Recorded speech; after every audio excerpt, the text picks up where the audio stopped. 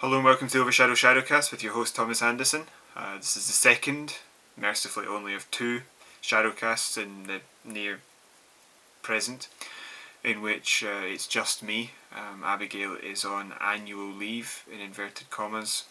She's on actual annual leave from her job, but she's also on annual leave from this. So she's on holiday, so I hope she's having a nice time. But that means that you're left with just me this week, again. As I said recently, it was 2 episodes ago when I was by myself, the conversations of what I've been playing work better when someone else is there, but I'll just quickly go over it because I think there's some interesting stuff. I've been continuing to play more Forza Motorsport 6. I do think that game is inferior to 5 and has some serious problems with its feedback. The most fun to drive cars are the worst ones to drive, so that's a massive problem for a game to have. But what I would say is that I have genuinely enjoyed some aspects to the endurance races which I've been doing in the showcase events. You know, races that are up to, I've seen one at 80 laps, the longest I've done is 36, where you're having to pit and change your tyres and stuff like that if you turn that particular assist off. And that's really added a whole new element to it, a whole new twist, which I've thoroughly enjoyed. I've really liked that.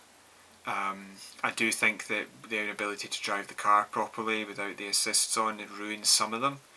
But the actual mechanics of having to do a proper length race with pit stops and all the rest of it, strategy, it really does add a massive spice to it.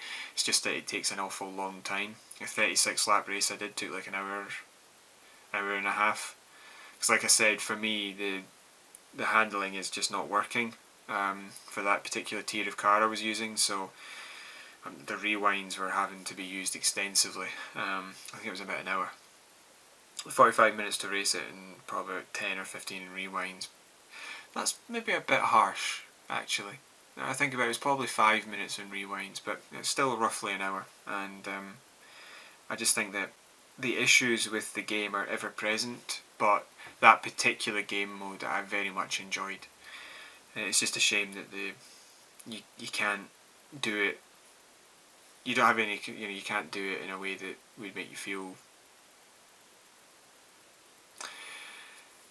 Some of the enjoyment's taken away when you play it, and you're not able to play it the way you want to because the game's just not been made properly. It's as simple as that. You know, there's no reason why 5 you'd be able to drive the Formula 1 car with assists off, and then in this one it just doesn't work. I've explained a couple of times why, and I won't do it again, but it still bothers me, even though I'm still playing it. But there are some really good race types in the showcases that are worth doing, and just turn the assists on, lower the difficulty, whatever you need to do to unlock them, and then play them. It's a lot of fun. But you can't look at it like, I really wish I could do everything without assists, because you'll be there for 400 hours just before you can accelerate without skidding out, and for me it's not worth it. If it's worth it for you, go ahead, but for me it wasn't. That's not worth it. So with this one over 5, you had to be more willing to turn on the assists and have a bit of fun, but there is definitely fun to be had. I've also tried the free weekend of Warhammer Chaos Bane. Very similar to a game I played before called Path of Exile, which is sort of like top down, and I don't really know what you would call this game type. There is a name, I just don't happen to know what it is. But I thoroughly enjoyed what I played. I was really surprised, actually. It kept sending me back to the same sort of procedurally generated areas, but I really still enjoyed it. I only played a few hours of it, but I could see it getting boring. But you're able to have a game where you're following this story in which you've got 4 mates playing together, and I could see that really making the whole thing far superior. There's 4 different classes, 4 different characters you can choose from, that play differently, but largely the same. So it's all the same sort of mechanics for playing, and the weaker characters are not so weak that you can't play single player with them. Otherwise, of course, if you're playing by yourself, you'd be forced to play the hardier character. Otherwise, you'd just get annihilated. So you do feel a difference when you're playing them in the powers that you have, but largely it remains the same game, so you don't ever feel... You feel like you're playing differently and having a new experience, but you don't feel like the game itself has become a different game, or harder, or more unfair, or you're being forced to play the game in a certain way. You're being forced to run away in fights because your character can't handle a hit. That sort of thing doesn't really happen, so I was quite happy to see that. But it is a sort of like dungeon crawling looter, is probably what I would say. The story seems interesting. It's Warhammer, so for me it always does, but it seems interesting. If a little light. The minute is very much a case of a few sentences, you're given a mission, you go and do it, that's it. So it'd be interesting to see where it went, but it would have to get heavier, otherwise yes, it would get boring. But I found it I was very, very surprised while playing it how much I was enjoying it. So if you get a chance to play that, I'd grab it, because if you definitely if you like Warhammer, and definitely if you've got people who will play that with you, because it seemed very interesting. That's all that I've been really playing at the minute. I do have a comment from somebody. It regards a comment I made before about whether it'd be interesting to see how they remastered Mass Effect, if they ever did, because of the gameplay differences between Mass Effect 1 and Mass Effect 2 and 3, which are very similar. There are quite large differences between 1 and 2. And a comment here from one of our listeners who said that I don't think they should alter Mass Effect 1 or its mechanics. A lot of people preferred 1's playstyle. Personally, they preferred Mass Effect 2 and 3's playstyle. But they would just like a graphics overhaul. So the same game, updated graphics, and available on PlayStation 4. As I said, if they ever did this, they should remaster it as a trilogy and not individual games, because I don't think people would fall for that particular trick. But it might be a good way if they were thinking about a Mass Effect 5 or a Mass Effect 4 and just pretend Andromeda didn't happen, to remaster the 3 that were already there, put some real effort in, add some extra side content, and release them again. And that would, I think a lot of people love those games, and it would garner a large appreciation again for Mass Effect. People would remember what Mass Effect was capable of, and it'd be a really good lead-in to, similar I suppose to if they did a KOTOR 3, remaster the first two, some extra side content, keep the core the same, and then release, and I think that would be a great lead-in to a new game. Say the year before, get people interested in what was going to happen. But as I said, we like to mention all the comments that we can talk about that either have substantive, something we can discuss, or are questions. We like to bring them up. So whoever wrote that, you know who you are, and you know we're not ignoring you. But I happen to agree with that particular comment. I think that is what they should do. So now we're on to the stories that I want to tell you about. Without Abigail here, this will just be very clicking of the fingers. This will be very quick because it's just an update. I'll tell you what I think, but there won't be any debate between me and someone else, because there isn't someone else.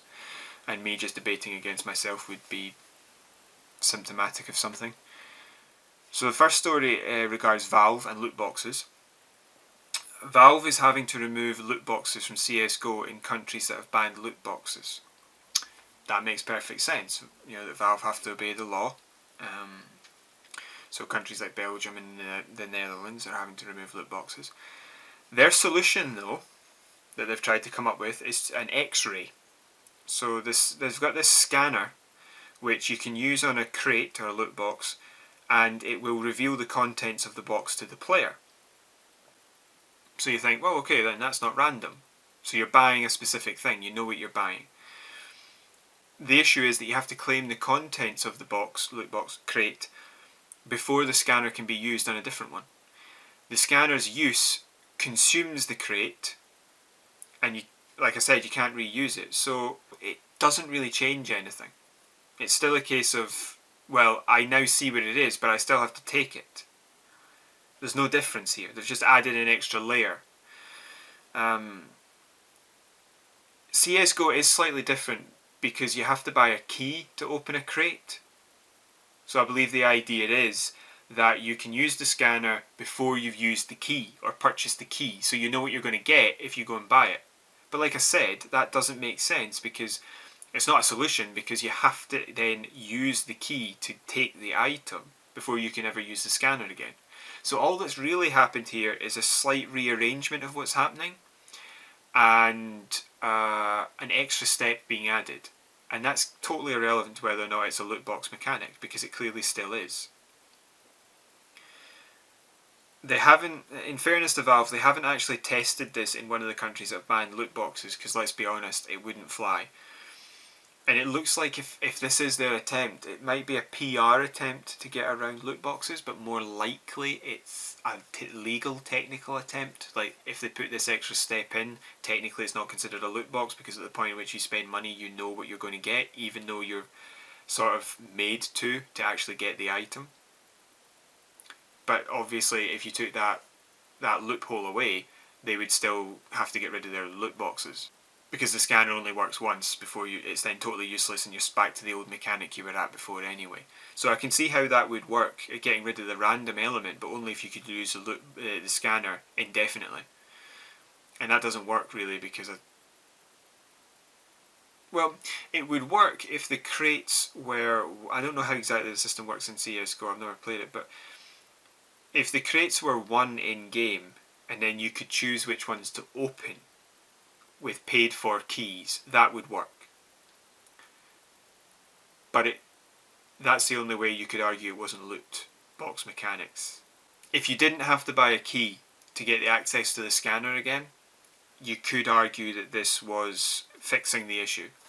But that's not what's happening, so it doesn't fix the issue.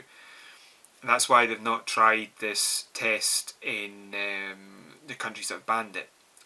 They're doing this in the test case for this is France. So CSGO in France has this particular scanner. And I believe that's because at the minute France is examining its loot box laws. So it's most likely a stopgap measure. Either they'll wangle a law in which this is perfectly legal, or it's to say to France, look, we're willing to do something about it, you don't have to ban it outright. But the fact of the matter is, if you look at the mechanics of this, it doesn't actually remove the problem at hand. It doesn't solve any of the issues whatsoever, and it's clearly still loot box. They've just rearranged it a bit and added an extra step, which is only ever intermittently there. So this seems to me to be not so much a solution, but an obfuscation. But it's, as obfuscations go, it's kind of a good go. As solutions go, it's absolutely terrible, but maybe somebody can grab hold of Valve here, and if they're willing to make changes at all, maybe they can get them to make the change that we need. But it does demonstrate that these companies are not going to abandon loot boxes unless they definitely have to, because it makes them too much money. Next story we've got here is regarding Fallout. Now, there's a couple of Bethesda-ish stories here. Both have connections, I suppose, to Fallout. One is about Fallout. It's a special Fallout collection is to be released in Germany and the United Kingdom. Funnily enough, on the same day The Outer Worlds is released. Fancy that, go and figure that one out. Just in case you haven't, it's because they're trying to interfere with the Outer Worlds sales figures. It won't work. So this is, as I said, being released in Germany and the United Kingdom. This is interesting. Why it's only being released in the UK and Germany. It's not being released in America or anywhere else. One of those makes sense, one doesn't, because there was a collection that came out recently. It just doesn't have Fallout 4 in it, I believe. And let's be honest, that's not really one you want in the collection anyway, because that's where the game's got not so great. It'll include 1, 2, Tactics, 3 and New Vegas. Those are the ones you want, to be honest. It does make sense that it's being released in Germany, because Fallout was originally banned in Germany. I think Fallout 3 was originally banned, and that's recently been undone. So you can understand why they're releasing this content in Germany, but not the United Kingdom, which has access to the other games already, and it has access to the previous collector's edition. It's probably just because they've got some market evidence that suggests they can do decent sales here, even though they're not having to put that much work into it, because it's not a remastering, it's a re-release.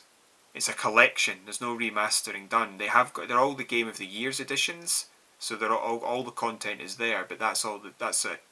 So it's just purely a re-release. It does raise the issue of remastering, because that's what the players really want. They want the old games remastered for the current and future generations of console/PC.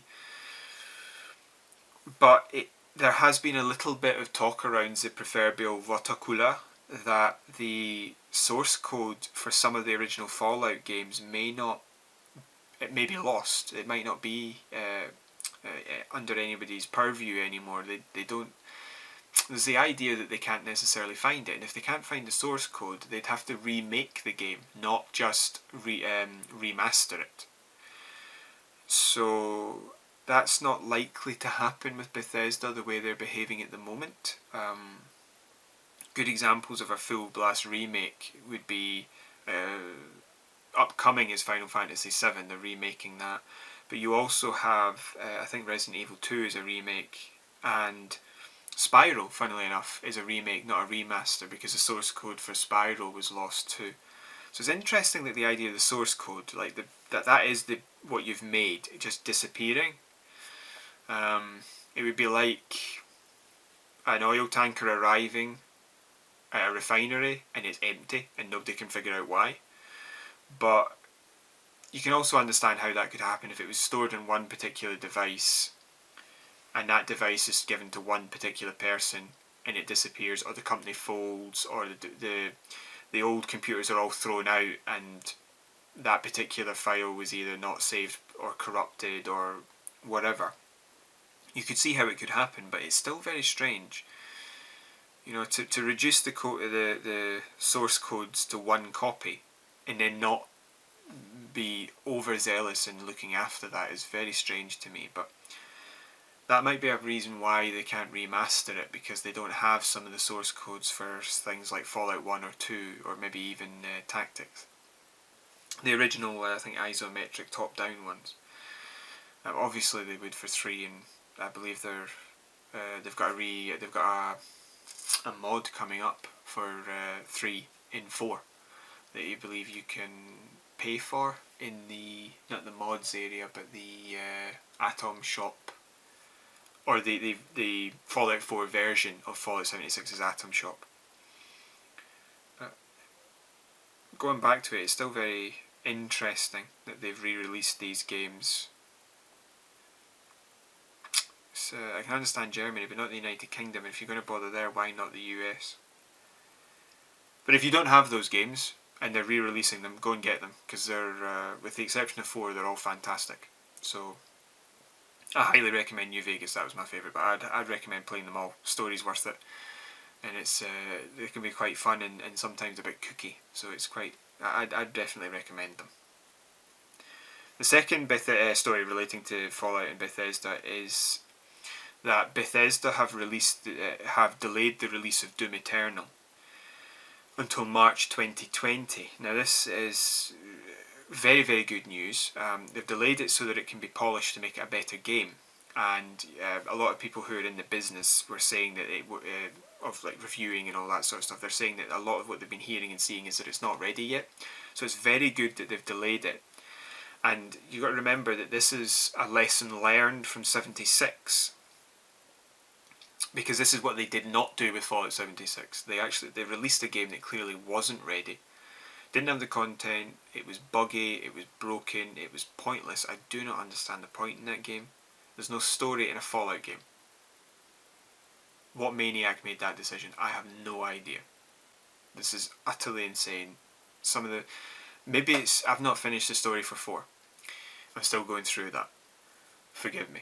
But 3 and New Vegas, especially New Vegas' story was incredible. And to think that releasing a Fallout game with no story made sense, doesn't. If you want, I think Take-Two is definitely people to look at the minute, Rockstar. If you want to release a game in which you want it to be service online, you make a great single player game, because that gives the devs something to sink their teeth into and the real hardcore fans something to love. you then attach an online mode for everyone else. I love GTA 5. I think it's fantastic. I've played through that story 3 times. I've also played online with my brother because we love playing together. If you release GTA Online, I'd hate it. But a free add-on for GTA 5 just makes that game even better than it was before, and it was already amazing. Why then would you release Fallout 76? It's clearly Fallout 4, but they've released it as a separate game, and then taken all the story out. Just release it as a free add-on. If you're going to do this bad a job. And even if you do a good one, just make a full Fallout 5 and stick this onto it. I'm not saying that's simple, but I am saying is that's the obvious right decision to make, because it's the one that's working. But we have to praise Bethesda for learning something from 76, because Doom, everybody knows that game was fantastic. It was released really, really well polished. That game was just perfectly put together. Not going to be anybody's favourite game of all time based on the story or any, but the actual gameplay was fantastic. And the story was just the right amount of story, just the right amount of background lore, which was very good if you could read the little information packets you could find around the world. It was all perfectly balanced. That takes time and effort, and it's good to see that they've realised that they've not got that yet and are willing to take the time to do it. Because a Doom game which doesn't have that perfect gameplay and perfect balance of everything around the gameplay, pointless. Just get rid of it and burn it and delete the source code. Absolutely useless. You need to have that, and it's good to see that they've learned from 76 and applied it to Bethesda. So considering the good things we know about Doom, this has interested me again. And also I've heard good things about Rage 2, it's just it didn't sell very well, but I can see Bethesda have learned from 76, so hopefully we won't have a repeat of that, because I don't think they'd come out of it very well. And neither would any of their fans like me. Okay, the last story I've got to tell you here is quite big, it's quite important, like politically. This is actually a proper chunky piece of information, or pack of information. So I'll get started, but there's a lot to go through here, and as I said, it's very important. A Hearthstone pro player called Blitzchung that won a competition in Asia, I believe it was Southeast Asia, has been punished for making a pro-Hong Kong statement. Blizzard has removed all videos connected to the player and also punished him directly by denying him his prize, his win, and banning him for 12 months. I'm sorry if this sounds like I'm reading it, but it sounds like that because I am, because it's a big story. The casters on the stream in which he made his protest/statement are also being punished, as they have been fired by Blizzard. Blizzard is stating that it is because the player broke the competition's rules by making the statement. They have stated that they respect freedom of speech. Clearly they don't, otherwise this player would have been allowed to do that. And they've obviously opted for Chinese money instead of freedom of speech. Now, I'd just like to clarify that I'm hoping I'm saying Blizzard and not Bethesda, because it is Blizzard, not Bethesda. Bethesda have done a lot wrong recently, but this isn't it. Blizzard have changed their response. They have changed the punishments that they've delivered unto the people that they've punished. But I want to tell you what they started with and then when they changed, so that you can really understand what's happened. Now there was some backlash to the original punishments. Other Hearthstone teams during competition have made protests. Brian Kibler, I believe his name is, a commentator and caster, has removed himself from tournaments. He wrote something to Blizzard in which he said that he couldn't in good conscience work with them while they were doing this. And a game called Gods Unchained, which I believe is a card game similar to Hearthstone, has offered to pay the player, Blitzchung, his winnings and give him a ticket to a competition which he could win $500,000 in. Some Blizzard employees have also protested. They covered a plaque which is just outside Blizzard headquarters, which actually says "Every voice matters." unless you disagree with China. Obviously, that they forgot to put that on the plaque. There must not have been enough room. So they covered that plaque up. They also staged a walkout where they had a small protest of a few developers that were standing outside in the courtyard of the Blizzard building in view of the executives who could see them from their offices, I believe it was.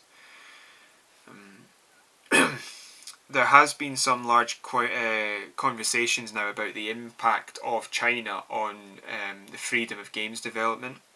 So one of those, one of those people, was the person who has the controlling shareholder, of Epic Games, who's also the founder of it, because 40% of his company is owned by a Chinese company. So he was asked a lot of questions about this. And he has said that he will never allow something like this to happen at Epic Games. So I hate the fact that I'm having to say this, but well done, Epic Games. I can't believe I'm saying that because I don't like Epic Games at the moment, but yes, well done, Epic Games. It is a little bit strange because of all the questions about whether or not there's Chinese influence in their Epic Games shop, but at the very least, he's taking a stance in which he will have to have been a liar or a hypocrite to do what's happened here. So an extra voice to the shouting, we have to say well done. And it's got to be bad for Blizzard if somebody like this is able to do that and get the moral high ground. American politicians have also come out to condemn the kowtowing, which I think is an exceptionally useful phrase here, that Blizzard have committed in this case. I think one of those was Marco Rubio. He ran during the 2016 primaries for the Republican nomination. So he's not exactly what you would call massively left-wing, but even he, obviously there's a different argument here, which is that a communist country is telling an American company what to do. But he is on the right side of the argument, and you have to say well done for that. Again, you look at the motivation and realise that it's for a different reason, but he is on the right side. There was actually, there was even a member of I believe it was the Norwegian Parliament, that wrote to Bobby Kotick, the CEO of Activision Blizzard, and asked him to reverse the decision. So this has gone quite wide worldwide on this issue. There's a lot of people unhappy about this, especially considering that the Hong Kong protests are still ongoing, and that's, so it's in everybody's minds. Blizzard have not really thought this through entirely well. In an effort to truncate some of the protests, Blizzard have deactivated their 4 authentication methods to prevent people from deactivating their accounts. So what that means is that to deactivate a Blizzard account, you need to authenticate that you are the person who runs the account. They've deactivated the way you can do that, so you can't shut down your Blizzard account. So it's to truncate some of the protests, because people have been shutting down Blizzard accounts and cancelling subscriptions at quite a rate of knots recently because of this. During the small protest I mentioned, in which some Blizzard developers staged a walkout, some journalists did ask a few questions of this protest, and one of the employees has alleged that Blizzard has been censoring their games on China's requests for a long time now. So China have made requests for things to be removed or changed, and they've obeyed. So that's an interesting thing there, the idea that this has been happening for a while. I believe there was some comment made to it's now become harder to actually understand why things are being asked to be removed. That it's gone from being cultural insensitivity or idiosyncrasy to actual control, and that they're beginning to feel really uncomfortable about what they're being asked to do. Blizzard has released a statement regarding this entire debacle, saying that the content of the protest by Blitzchung has nothing to do with the censorship, and their relationship with China, Blizzard's relationship with China, had nothing to do with the decision either. No, that's a lie. In both instances, I believe wholeheartedly, that they did do this because it was about China, because it was a condemnation of China, and because it was China that was being condemned. If this person had come out and made a similar statement praising China for what they were doing in Hong Kong, this person would not have been banned. They would not have been punished.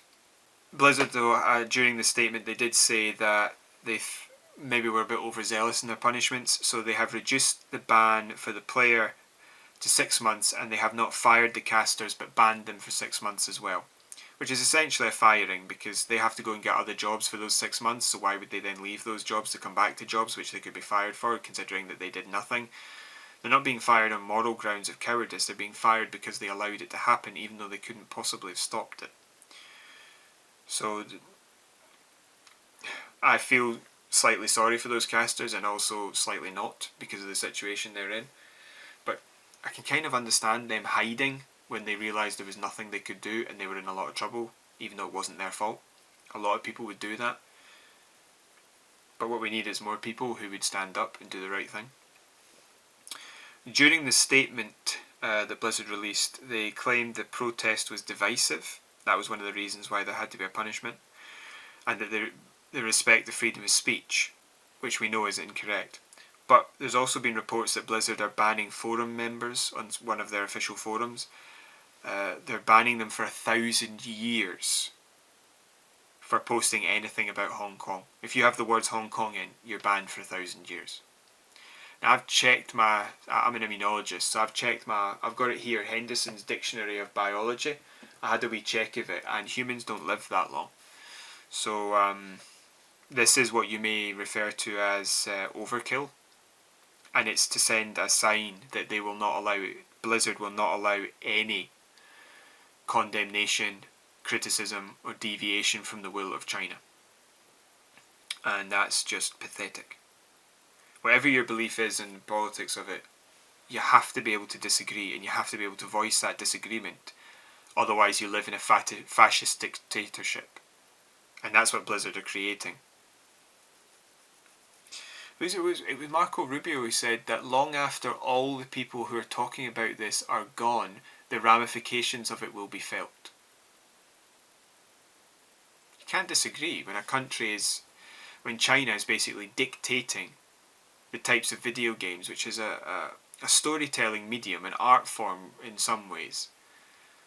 They're dictating what they're allowed to do.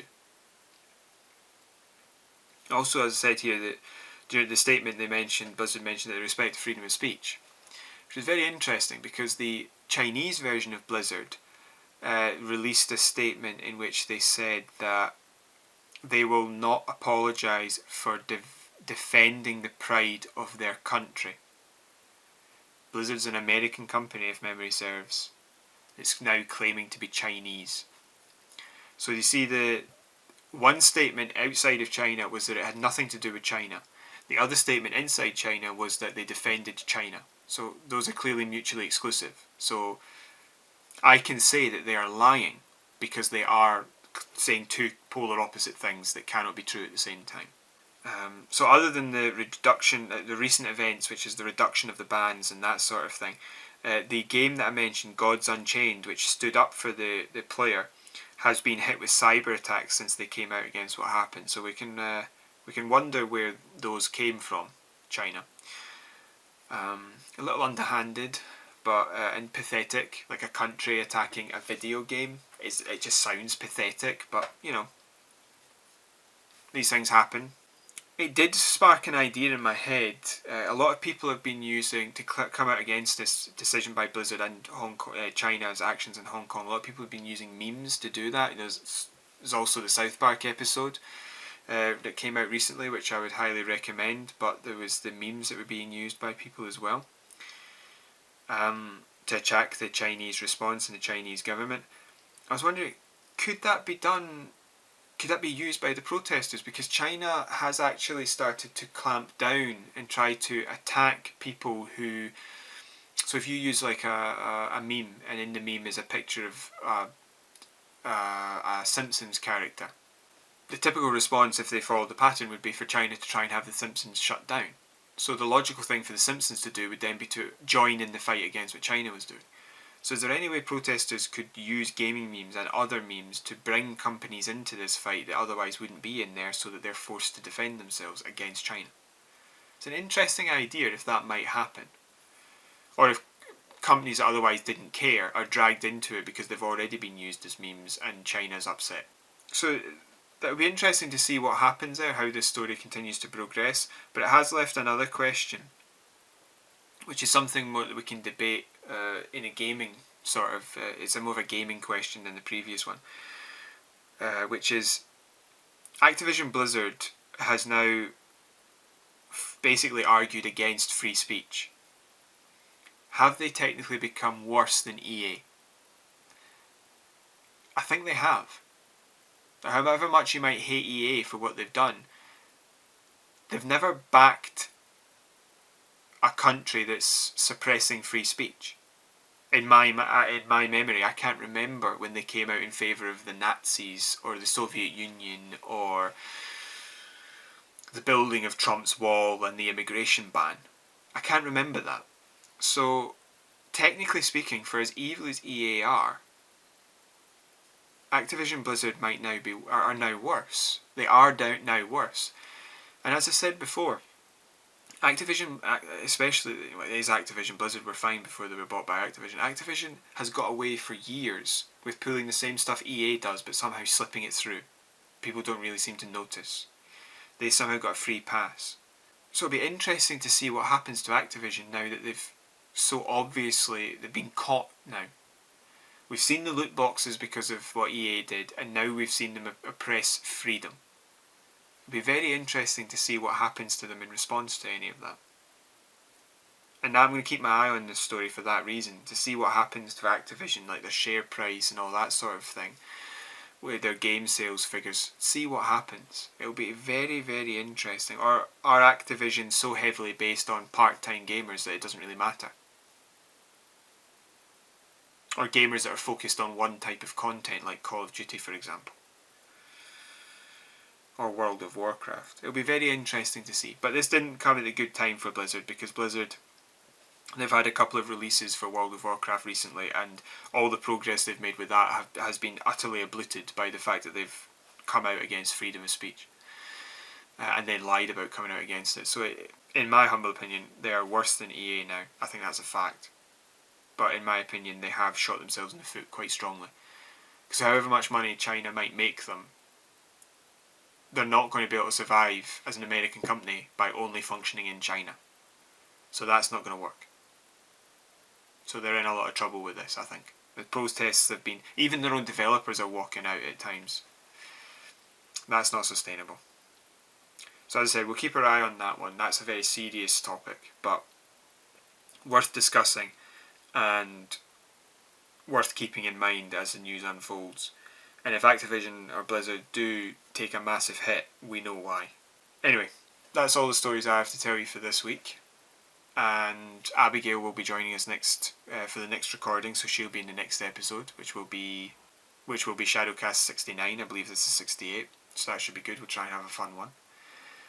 I don't know what we're talking about yet, but if the news, as I said, we'll keep an eye on some pieces of news we've got here, and I reckon there will be some more progress in what's happening with this Chinese Blitzchung, Hearthstone, Blizzard, Hong Kong story, so that will probably come up if there is. But other than that, I hope you enjoyed this ShadowCast. I very much enjoyed making it. If you have any comments, pardon me, if you have any comments, you can leave them in the comments section below. You can also follow us on Facebook at overshadow.shadowcast and contact us through Gmail at overshadow.shadowcast@gmail.com. The links are in the description below. You can click a like if you enjoyed this. You can also hit the subscribe button and hit the notification bell so you can be alerted whenever we publish anything.